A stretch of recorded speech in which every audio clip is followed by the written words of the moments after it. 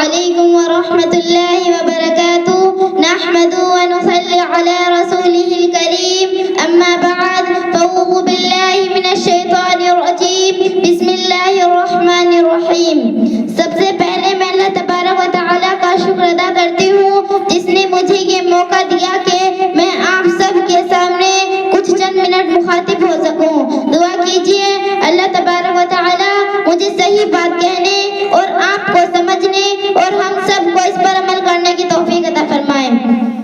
میری عزیز ماں اور بہنوں، ہمارے بزرگ اپنے نفس پر قابو پانے کی کوشش کرتے کہ نیکیاں کرے اور خود کو جہنم کی آگ سے بچائے، جہنم کے تصور پاتے تھے، مگر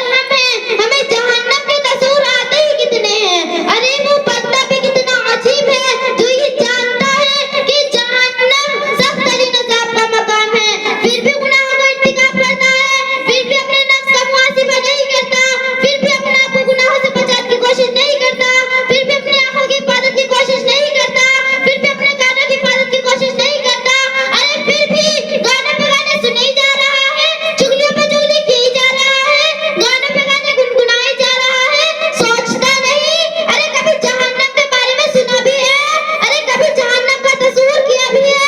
سنو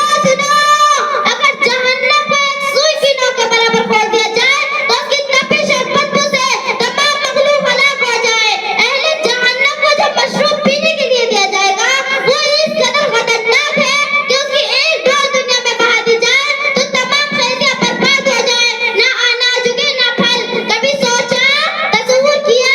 جہنم میں آدمی اونٹوں کی گردن کی مثل بڑے بڑے سانپ ہوں گے جو دوزخیوں کو ڈستے ہوں گے، وہ ایسے خطرناک ہوں گے کہ ایک مرتبہ ڈس لے تو 40 سال تک ان کی تکلیف نہیں جائے گی۔ غور کیجیے جہنم میں تو اللہ عذاب ہونے کے باوجود آخر انسان گناہوں پر اتنا اٹل کیوں ہے؟ اب قریب ہماری سانسوں کی مالائیں ٹوٹ جائیں گی، اب قریب ہم مر جائیں گے، اب ہم مرنے ہی والے ہیں۔